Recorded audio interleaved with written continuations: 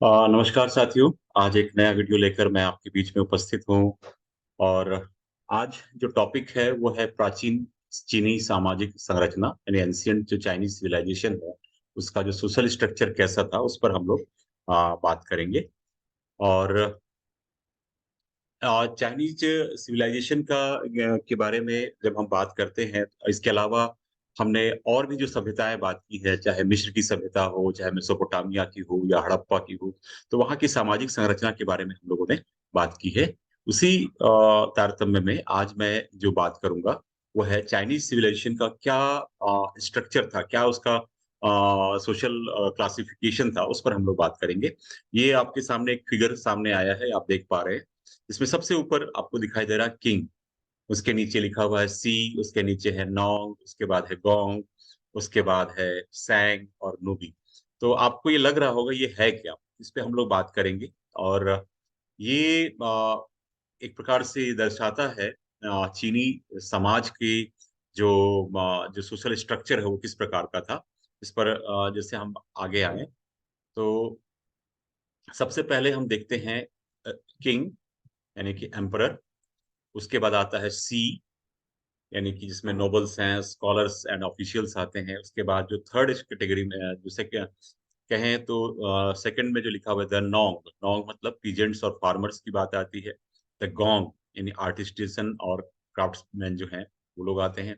और चौथे नंबर पे आपके द शैंग यानी मर्चेंट्स और ट्रेडर्स। और पांचवें नंबर पे स्लेव्स। इसी को हम इस तरीके से देखें कि पहले राजा या सम्राट, और उसके बाद शी जो कैटेगरी है। अब देखिए राजा को समाज का ये आप देख पा रहे हैं, हमने 1 2 3 4 5 क्लासिफिकेशन किया है, और उसके ऊपर राजा यानी समाज का जो स्ट्रक्चर है वो 5 हिस्सों में बटा है। लेकिन राजा उस समाज के स्ट्रक्चर में सबसे ऊपर है। उसके बाद शी, जिसके अंदर विद्वान आएंगे, रईस आएंगे, जो कुलीन वर्ग के लोग हैं, रईस यानी कि कुलीन वर्ग के जो लोग हैं, अधिकारीगण हैं, वो आएंगे। नोंग यानी कि किसान। और गोंग यानी कि कारीगर या शिल्पकार। शांग यानी कि व्यापारी और कारोबारी।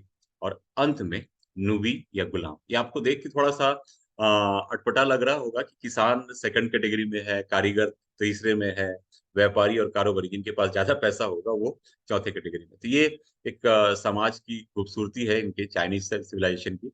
इस पर हम लोग आगे बात करें तो सबसे पहले जो चाइनीज जो सिविलाइजेशन है उसका जो सोशल स्ट्रक्चर है वो बेस करता है उसका आधार जो है 4 ऑक्यूपेशंस पे, जिसको फेमस है 4 ऑक्यूपेशंस उसके नाम से हम देखते हैं इनको कि 4 व्यवसायों के नाम से माना गया है। तो उनका जो प्रोफेशनल जो जो ऑक्यूपेशन है उसके आधार पे उसको बांटा गया है। अब हम बात करें और उनके जो जो काम है उसके आधार पे इनको उस तरीके से बांटा गया है। अब सबसे पहले जैसा मैंने बताया कि जो सोशल स्ट्रक्चर है उसमें सबसे ऊपर कोई है तो उसमें सबसे पहले नाम आता है राजा। राजा क्यों इम्पोर्टेंट है? क्योंकि जो चाइनीज सोसाइटी में ये माना जाता है मैंडेट ऑफ हेवन यानी स्वर्ग का जो आदेश है, यानी कि राजा जो है वो ईश्वर का प्रतिनिधि है। मैंने आपको पहले भी बताया है, चाहे मेसोपोटामिया की सभ्यता हो या इजिप्ट सिविलाइजेशन की बात हो, इन सारे सिविलाइजेशंस में राजा को एक प्रकार से रिप्रेजेंटेटिव ऑफ गॉड, इवन कई जगह पे इक्विवेलेंट टू गॉड के रूप में हम देखते हैं। इसी प्रकार से चाइनीज सिविलाइजेशन में भी राजा को उसी के समतुल्य माना गया है। और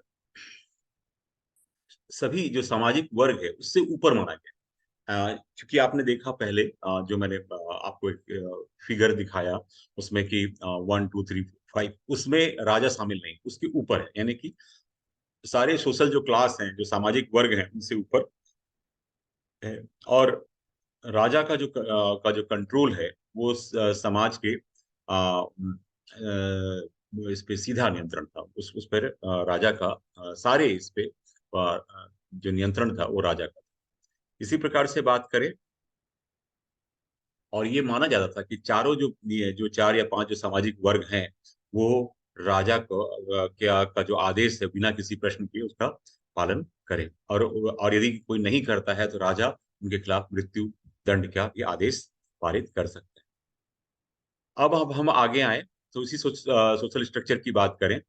जब इसमें जो मैंने कहा कि 4 ऑक्यूपेशंस की बात आ रही है साथियों, तो जो 4 जो ऑक्यूपेशंस हैं, जो 4 जो व्यवसाय हैं, उसके आधार पे जैसे राजा को मैंने अलग किया, सामाजिक वर्ग में सबसे ऊपर में है, और राजा के बाद जो वर्ग आता है, वो महत्वपूर्ण है, जिसमें हम लोग बात करेंगे नोबेल्स के, स्कॉलर्स और ऑफिशियल्स। नोबेल्स यानी कि कुलीन कुलीन वर्ग, स्कॉलर्स यानी कि विद्वान, और ऑफिशियल्स, ये 3 वर्ग इसके अंतर्गत आते हैं। और इसके अंतर्गत ये एक प्रकार से देख सकते हैं कि समाज में राजा के बाद सबसे ऊंचे स्थान पे और सबसे ज्यादा पावर भी इनके पास था। इसके अंदर जो जो शी क्लास है, जो जिसको शी का वर्ग रखा गया है, इसके अंतर्गत जो जो चीन के जो प्रांत थे, उनके उनके जो छत्रप थे, या उनके जो राज्यपाल थे, या उसके वहां के जो रिप्रेजेंटेटिव थे, वो इस वर्ग में आते थे। इसमें अलग अलग प्रांत जैसे झाओ, पीन, वेई, ये सब प्रांत है, उनके जो गवर्नर्स होते थे। और जो ये माना जाता था कि जो गवर्नर्स थे वो रीजनल वॉर लॉर्ड्स थे, और ये एक प्रकार से क्षेत्रीय सरदार थे, और एक प्रकार से कह सकते हैं कि पावर को होल्ड करते थे। इनके पास जमीन ये थी, और इसके अलावा और इनके पास इसलिए शक्ति थी क्योंकि ये एक प्रकार से सेना इनके पास इनके हाथ में होती थी, और एक प्रकार से जो क्षेत्रीय संतुलन है वो बनाने में इनकी महत्वपूर्ण भूमिका थी।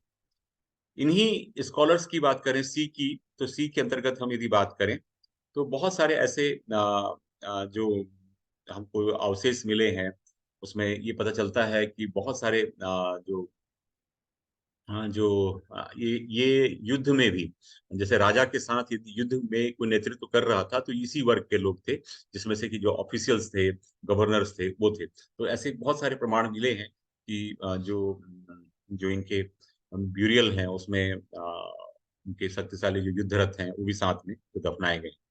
इसके अलावा इसी में जो दूसरे जो सी वर्ग में जो देखते हैं लैंड ओनिंग नॉबल्स, यानी कि कुलीन वर्ग, जिसमें जिनके पास भूस्वामी थे, मतलब जिनके पास जमीन बहुत बड़ी मात्रा में थी।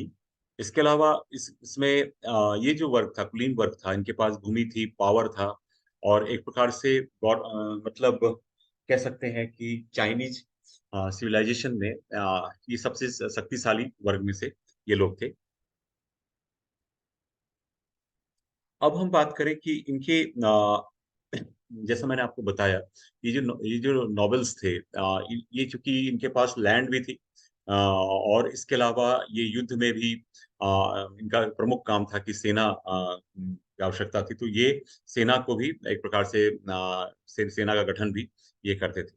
इसके अलावा यदि हम बात करें और सोल्जर्स कौन होंगे, तो वो जो हम इसका अगला जो वर्ग है उसमें से जो किसान थे, वो किसान वर्ग के लोग थे, उनको सेना में एक प्रकार से फोर्स किया जाता ताकि वो सेना में शामिल हो।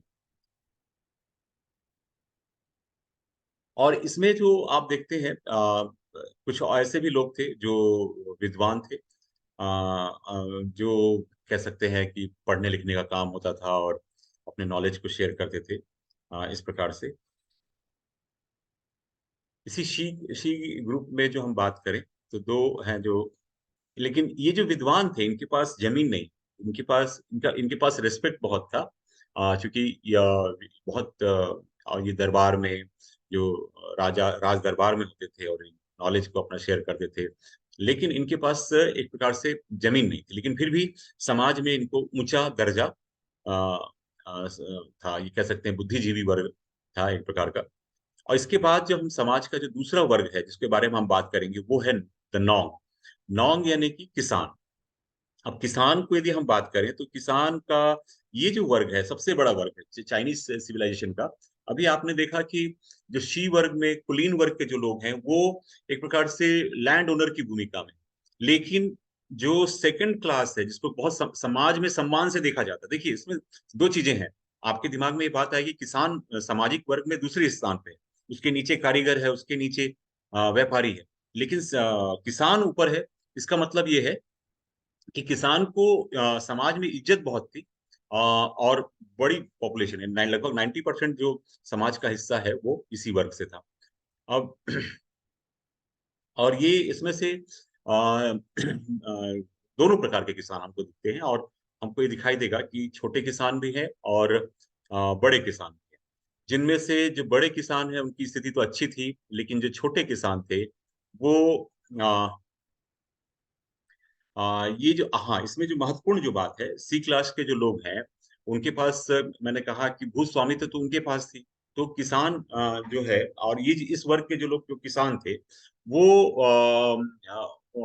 जो सी क्लास के लिए जो काम कर रहे थे, खेतों में काम कर रहे थे, बेसिकली ये था कि उनको जो सुरक्षा प्रदान कर रहा, जो सी क्लास है, पहला वर्ग जो इनको सुरक्षा प्रदान कर रहा था, इसके बदले वो खेती कर रहे थे। अब इनमें कुछ ऐसे भी किसान थे, और ये जो किसान है, ये और दूसरी बात ये भी है कि जो किसान वर्ग इसलिए सम्माननीय था क्योंकि ये जितना ज्यादा उपज करते थे उतना ही टैक्स था। तो इस तरीके से यानी कि गवर्नमेंट को चलाने में, सरकार को, चाइनीज सरकार को चलाने में, चाइनीज राजसत्ता को चलाने में जो सबसे बड़ी भूमिका थी वो किसानों की।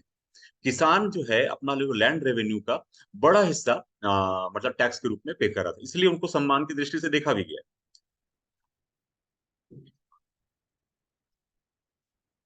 इसके बाद बात करें, किसानों की ही बात करते हैं, तो किसानों की स्थिति के बारे में बात कर लें कि ये बहुत महत्वपूर्ण तो थे, और इनको सामाजिक वर्गों से ऊपर रखा गया है। लेकिन बहुत सारे ऐसे किसान भी हम देखते हैं जो गरीब थे, जिनके पास जमीनें कम थीं, इस प्रकार के भी हम देखते हैं। और उनकी स्थिति पूरे समाज में कमोबेश वैसी ही बनी रही, तो अच्छी नहीं थी। यानी कि किसान भी हमको दो प्रकार के दिखाई दे रहे हैं, बड़े किसान और छोटे किसान। जैसा अमूमन किसी भी हम सभ्यता में देखें, तो जिनके पास ज्यादा लैंड होल्डिंग है या ज्यादा बड़े हिस्से में काम कर रहे थे, इसी प्रकार से। और कुछ किसानों के पास मुश्किल से 1-2 एकड़, 4 एकड़ की जमीन थी, और जो कुछ और वो हमेशा कर्ज में डूबे रहते थे।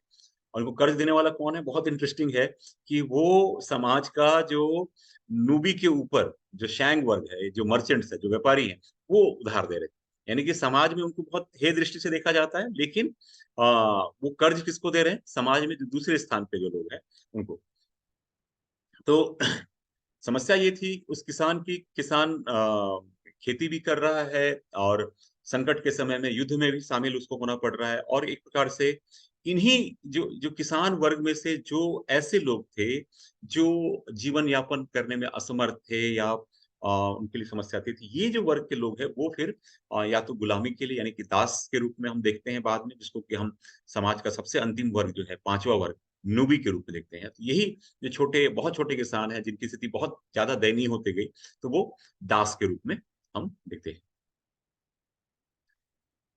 अब जो तीसरा जो वर्ग है वो है गौंग। गौंग जो है आर्टिस्टन है, क्राफ्ट पीपुल है। अब सवाल ये है कि ये समाज के तीसरे स्थान पे आते हैं। अब सवाल ये है कि इनको तीसरे स्थान पे क्यों आते हैं? क्योंकि ये महत्वपूर्ण तो हैं, क्योंकि ये आपके आर्मर्स के रूप में, मेटल वर्क्स के रूप में, कारपेंटर्स के रूप में ये काम तो बहुत महत्वपूर्ण कर रहे हैं। लेकिन इनका जो इनके द्वारा जो बनाया गया सामान है, वो कौन क्लास के लोग खरीद रहे हैं? सी क्लास के लोग, यानी कि शी वर्ग, जो मैंने आपसे कहा था, जो जो सामाजिक इसमें सबसे नंबर वन पे, तो संपन्न लोग ही इनकी महंगी वस्तुओं को खरीद पा रहे थे। लेकिन इनका जो रेवेन्यू है उसमें बहुत छोटा स्थान, इसलिए ये तीसरे स्थान पे है। और दूसरी बात और भी थी कि गोंग जो ग्रुप है वो छोटा ग्रुप है, जिसमें कि यानी कि स्किल्ड लोग ही थे।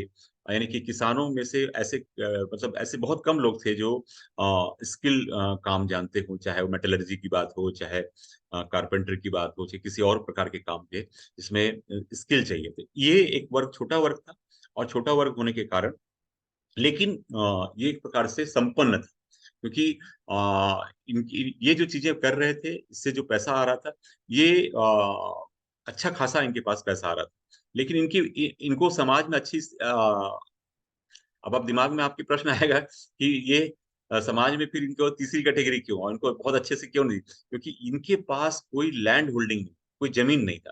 और जमीन नहीं होने से चाइनीज समाज में ये देखा गया, जिसके पास जमीन नहीं है उसको बहुत ज्यादा महत्व नहीं दिया गया, या उसको समाज में उस प्रकार से रिस्पेक्ट नहीं मिला। अब आते हैं चौथा वर्ग जो बहुत महत्वपूर्ण है, शैंग। अब देखिए ये समाज के चौथे पायदान पे है, यानी लगभग निचले पायदान के एक पायदान ऊपर। अब आपको लगता होगा कि ये जबकि और किसी सभ्यता की बात करें तो ये इनका स्थान दूसरे नंबर पे होगा, लेकिन ये चौथे स्थान पे। अब सवाल ये है, इनको क्यों समाज में चौथे स्थान पे रखा गया? तो सबसे बड़ी बात ये है कि ये किसी प्रकार का उत्पादन नहीं कर रहे। यानी कि एक प्रकार से किसान का जो उपज है, उसको लेके उसका व्यापार कर रहे हैं, चाहे वो आंतरिक व्यापार हो, इंटरनल ट्रेड हो या एक्सटर्नल ट्रेड हो। तो एक प्रकार से उनका मैन्युफैक्चरिंग में, प्रोडक्शन में कोई रोल नहीं। इसलिए इनको बहुत रिस्पेक्ट से नहीं देखा गया। लेकिन ये वो ग्रुप है जो सबसे ज़्यादा पैसा इनके पास था। यदि हम सी क्लास जो हम नोबेल्स और स्कॉलर्स की बात करते हैं, तो उनसे उनके बराबर लगभग पैसा ये कमा रहे थे, लेकिन समाज में ये 4th कैटेगरी पे थे।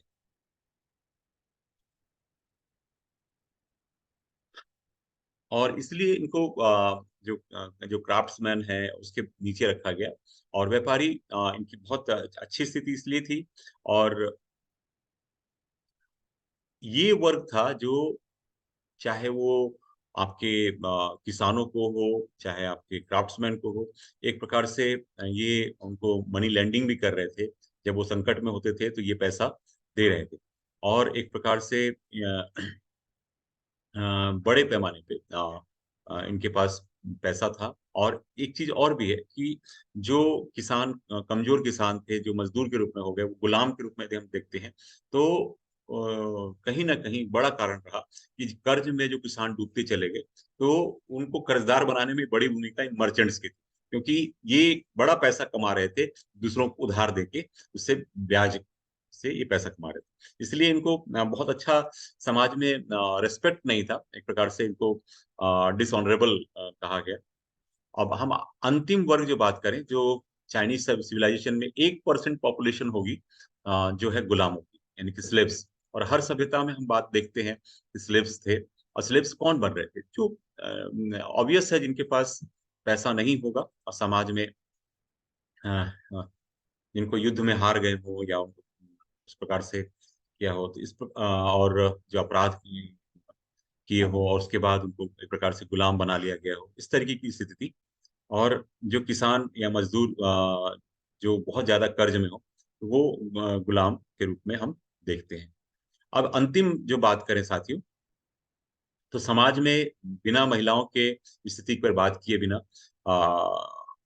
कोई समाज पूरा नहीं होता। तो अंत में मैं यही बात करूँगा कि महिला चूँकि चाइनीज़ सिविलाइजेशन पैट्रियार्कल सोसाइटी थी, पितृसत्तात्मक समाज ही था।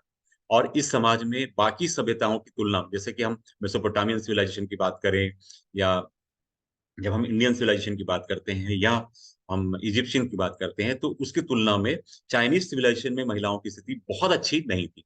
और हमेशा से जब चाइल्ड बर्थ होता था, तो लड़कियों के जन्म को बहुत अच्छा चाइनीज़ सिविलाइजेशन में नहीं माना गया है।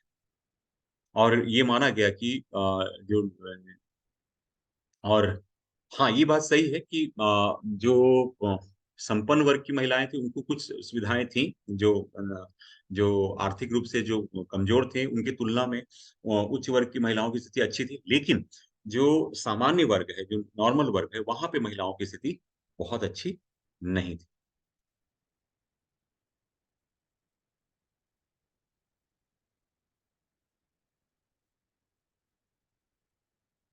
हम यदि बात करें कि हम यदि उनके वहाँ के जो पॉलिटिकल इसमें भी उनको कोई दर्जा प्राप्त नहीं था। किसी भी प्रकार का उनको कोई महत्व नहीं था और वुमेन्स को खासकर महिलाओं को ये कहा जाता था थ्री फॉलोइंग्स या वहाँ पे एक परंपरा थी सैनकॉम यानी कि स्त्री जब जन्म लेती है तो पहले सबॉर्डिनेट टू होगी फादर के यानी पिता के और फिर बाद में उसके हस्बैंड के और फाइनली इन केस यदि वो विडो हो जाती है तो वो अपने बेटों की यानी कि पूरे स और ये चीज़ आप देखिए बाकी सभ्यताओं में आपको दिखाई देगी। यानी कि जो डिपेंडेंसी है वो पुरुष के ऊपर है और वो उससे ही शासित हो रही। तो ये एक चीज़ है जो हम देख पाते हैं।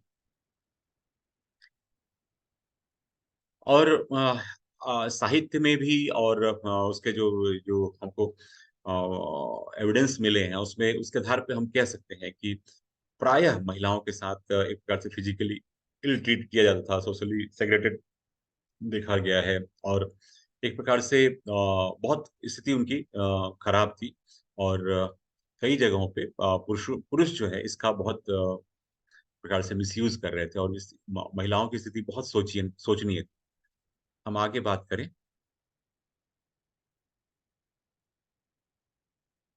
ये भी माना गया, मतलब इवन साहित्य में भी ये माना गया कि अ, जो जो है कि पुरुष के रूप में जन्म लेना बेहतर है, और महिला के रूप में यदि जन्म लिया है तो वो उसका वो अनफॉर्च्यून है, यानी कि वो उसका दुर्भाग्य है। अ, और ये बार-बार एक कैरेक्टर में कहा गया, मतलब जो साहित्यिक कैरेक्टर में कहा गया कि महिला के रूप में जो पैदा हुई है वो उसका दुर्भाग्य है।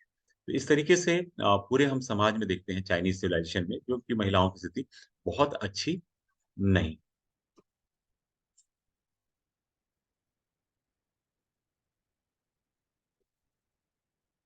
दूसरी बात ये है कि ये माना गया, जैसे कि हम भारत के परिप्रेक्ष्य में बात करते हैं, कि माना गया कि पुरुषों को जिस प्रकार से ये कहा गया कि ये आगे अपने पूर्वजों को तर्पण करेंगे, और फैमिली में इकोनॉमिकली उसको सपोर्ट करेंगे, तो महिलाएं वो नहीं कर पाएंगी। इस कारण से भी उनको ये कहा गया। और इसलिए बहुत सारे ऐसे भी हमको उदाहरण मिलते हैं, जो कि जब लड़कियां जन्म ली तो उनको छोड़ दिया गया, मतलब एक प्रकार से चूँकि इसको समाज में अच्छी दृष्टि से नहीं देखा जाता, तो उसके जन्म के बाद उसको घर से बाहर छोड़ दिया गया। एक प्रकार का ये बहुत खराब कल्चर हम देख पाते हैं। और जो वहाँ पे जो विवाह का की पद्धति है, वो दोनों परिवारों के इससे सहमति से होती थी, और खास करके लड़कों की जो उम्र थी Chinese civilization, ancient Chinese civilization में लगभग 20 वर्ष की, और लड़कियों की उम्र लगभग 16-17 साल के एज की लड़कियों की साथ शादी देखी जाती थी। और बेसिकली चूंकि पैट्रियार्कल सोसाइटी था, तो विवाह के पश्चात उसके पुरुष के घर ही जाना होता था। और एक उसमें वहाँ एक चीज़ मिलती है देखने को, कि यदि विवाह के दौरान यदि पुरुष की मृत्यु हो जाती है, तो विवाह बंद नहीं होगा। वो उसको अपने पति के घर जाना होगा, और अब वो नए परिवार का सदस्य हो। इस प्रकार की चीज़ें हम देखते हैं। इसके बाद यदि हम बात करें साथियों तलाक की, तो तलाक का भी प्रोविज़न था, लेकिन ये केवल राइट पुरुषों को था, महिलाओं को नहीं। तो इसके पीछे क्या कारण था कि यदि कोई स्त्री बच्चे को जन्म नहीं दे रही है, लड़का जन्म नहीं दे रही है, या बहुत फेथफुल नहीं है, और भी उसका व्यवहार अच्छा नहीं है, तो इस तरीके से कई आरोप लगाकर उसको तलाक दे सकते। लेकिन ये फ्रीडम स्त्रियों के लिए नहीं थी। तो इस प्रकार से चाइनीज़ सिविलाइजेशन में अच्छा, दूसरी एक बात और कि महिलाओं को पुनर्विवाह का अधिकार नहीं। देखिए, एक विडंबना है। और अभी आप इसका अगला स्लाइड मैं जब बताऊँगा कि महिलाओं को रीमैरेज करने का अधिकार नहीं था। लेकिन पुरुषों के साथ क्या है? पुरुषों के साथ जो ये देख रहे हैं आप कि वो यदि लड़का पैदा नहीं हो रहा है या संतान पैदा नहीं हो रही, तो वो जो है कन्क्यूबनिस, यानी कि जो कीप है, जो रखैल है, वो रख सकता है। वो परिवार में उसको बुला सकता है। उसके लिए वो पत्नी उसका विरोध नहीं करेगी। तो ये एक दिखा रहा है कि चाइनीज़ सिविलाइजेशन में महिलाओं की स्थिति बहुत दयनीय थी। और एक प्रकार से हाँ, जो प्रोस्टिट्यूशन है, वो शहर का एक बहुत कॉमन फैक्टर है, हम देख पाते हैं। और इसके लिए समाज में किसी भी प्रकार का कोई उसको खराब दृष्टि से नहीं देखा। इसके अलावा जैसे मैंने आपको बताया कि जो रखैल हैं, जो जिसको कन्क्यूबिन्स कहते हैं, तो वो जब बेटे के या बेटी नहीं पैदा हो रही है, तो उसको जब पुरुष रखता है, तो उसको पति की का जो संपत्ति है उसमें उसका अधिकार है, लेकिन ऐसे उसका उत्तराधिकारी के रूप में कोई उसका अलग से अधिकार नहीं। कोई इसका लीगल स्टेटस उसको नहीं है, लेकिन हाँ, इसका विरोध पत्नी नहीं कर सकती। तो साथियों, ये जो मैंने आपसे बात की बहुत संक्षिप्त रूप में मैंने इनके समाज के बारे में बात की है, और आपसे जो आज इस वीडियो में बात की, तो ये है कि जो चाइनीज़ जो सिविलाइजेशन में जो जो एंशिएंट सोसाइटी है, बहुत महत्वपूर्ण है उस पे बात करना। और इसमें सबसे पहले मैंने बताया एम्परर है, उसके बाद शी क्लास है जिसमें कि आपके स्कॉलर्स हैं, आपके जो नोबेल्स हैं, वो लोग आते हैं, जो ऑफिशियल्स हैं वो आते हैं। उसके बाद है नोंग, जिसमें कि हम किसानों को देखते हैं, जो पीजेंट्स हैं। और तीसरा जो वर्ग है उसके बाद जो है वो है गोंग, जिसमें कि आर्टिस्ट और क्राफ्ट्समैन आते हैं। और उसके बाद है शैंक, यानी कि जो मर्चेंट्स हैं, व्यापारी हैं। और अंतिम है नूबी। तो ये 5 वर्ग हम देखते हैं और उनके ऊपर सम्राट है या राजा है। और मैंने आपको बताया कि चाइनीज सिविलाइजेशन जब आप लिखें, यदि छोटा क्वेश्चन आता है, 5 नंबर के आपको मार्क्स के आते हैं, तो आपको ये इसमें इन चीजों को उस मैं कहूंगा कि आप जरूर पिक्चर ड्रॉ करें, एक जो पिरामिड शेप में आप उसको बताएं। और दूसरी बात, अ, आप उनके बारे में यदि आप 3-4 लाइन लिखते हुए आप लिखते हैं और अंत में आप महिलाओं की स्थिति पर बात करें, तो महिलाओं की स्थिति को आप बताएंगे कि जैसा कि हम दूसरे से भी मेसोपोटामियन सिविलाइजेशन में और अन्य सिविलाइजेशन में देखते हैं महिलाओं की स्थिति अच्छी नहीं है, वैसा ही चाइनीज सिविलाइजेशन में भी उनकी स्थिति अच्छी नहीं है। और उनके कुछ चीजों को आप बताते हुए कर सकते हैं। इस तरीके से अ, खास करके यदि सिर्फ सोशल स्टेटस की बात आती है चाइनीज सिविलाइजेशन की, एक छोटे प्रश्न के रूप में ये पूछा जा सकता है। तो उम्मीद करता हूँ कि आपको ये वीडियो पसंद आया होगा। तो प्लीज कीप वॉचिंग और अपने कमेंट्स, वैल्यूएबल कमेंट्स जरूर दें, ताकि मैं आगे भी आपके लिए वीडियो लेकर आऊं, ताकि उसमें कुछ इम्प्रूवमेंट हो सके। Thank you so much.